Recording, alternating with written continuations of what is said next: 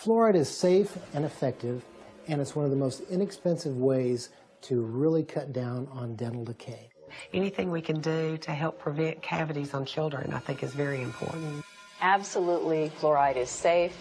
It's effective. Fluoridation of community water is extremely safe and extremely effective in preventing tooth decay. Science is on the side of fluoride being safe and effective. There is no controversy about this in the scientific community. If it's such a simple issue, how is it that it's still going on after half a century? I remember it being debated when I 30 years ago. And it is continuously debated. But just because we've been doing something 50 years doesn't necessarily mean that it's right. Public health officials knew then what they know now. Would we have fluoride? Would it be added to our drinking water?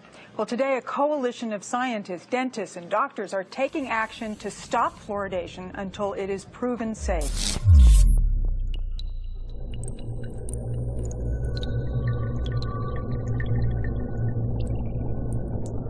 As I began my quest looking into the history of fluoride, I found what seemed to be a tangled web of information. While we agree that there are a number of different players in this game and paths to explore regarding the history on fluoride, for the sake of time, we will attempt to be as concise as possible.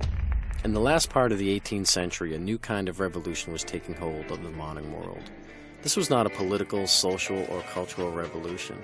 This was an economic revolution, and unfortunately for us, the byproducts were some of the most toxic pollutants humanity had ever seen. And one of the most venomous pollutants of them all was fluoride. By 1930, the aluminum industry was the biggest polluter of fluoride. In America, only one company was in the aluminum business: the Aluminum Company of America, otherwise known as Alcoa. Ironically enough, during that time, the U.S. Public Health Services was under the direct jurisdiction of the U.S. Treasury Secretary Andrew W. Mellon. It just so happened that Mellon was a founder and major stockholder of Alcoa. He was also the founder of the Mellon Institution, an industry-funded research institute that was notorious for giving industry the scientific data it needed to defend itself. The Mellon Institute published some of the key evidence that supported the effectiveness of fluoride in fighting tooth decay. It was Dr. Gerald Cox, who also worked at the Mellon Institute, that made the first proposal to artificially fluoridate our public water supplies. Although widely debated, the official human experiments began in Grand Rapids, Michigan on January 25, 1945, as they were the first to publicly fluoridate their water supply. Most people in America are persuaded that everybody fluoridates their water. And if you're living in a town like Albany or Long Island or Ithaca or somewhere, but the vast majority of the population in the world does not drink fluoridated water. Most of the countries do not fluoridate their water, only about 30. The countries now that have banned the use of fluoride, China, Austria, Belgium, Finland, Germany, Denmark, Norway, Sweden, the Netherlands, Hungary, and Japan. All these countries have said that fluoride, number one, is ineffective and toxic and should not be used. We are still using it. There's something wrong here. I think it's time that we become aware and do something about it. There is a recent lawsuit in Maryland. It's a federal lawsuit. A woman who believed the medical establishment at the time when her daughter was an infant. She gave her daughter 90% of her diet intake of water was this fluoridated baby water. And so the daughter grew up with severe fluorosis, and to get that corrected, dental restoration is about $100,000, and they can't bear that burden. So they are suing Nestle and Gerber. So putting it in a baby bottle when the child doesn't have any visible teeth, there's no way on God's green earth that can have anything except a negative impact on that child.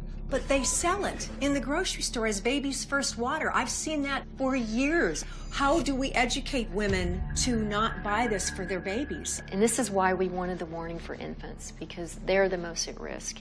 They drink their weight in water within 2 or 3 days. If you and I did that, we'd be drinking 22 liters a day. I mean, it just goes back to the whole, these regulatory agencies that are supposed to, be kind of looking out for our best interests, and as you know, they're not. I say they have a duty to warn. They have a duty to warn you. Not one manufacturer of formula says, by the way, don't use the tap water. Women, infant, and children, WIC program. We contacted them. They refused to tell mothers not to use the tap water. And you know what she said? It would damage the fluoridation program. Fluoride is safe and effective, and it's one of the most inexpensive ways to really cut down on dental decay. Fluoride is safe and effective. Fluoride is safe. Fluoride is safe and effective. Well, there's a study from 20 years ago showing infant mortality was higher in fluoridated communities. Is that why? I don't know.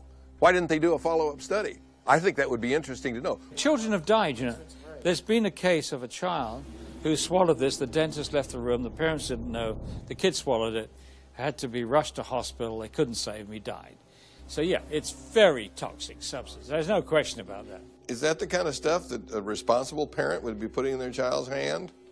FDA in 1997 required manufacturers of toothpaste to put this warning label on it. It's the same as you'd have on a loaded .38 caliber pistol.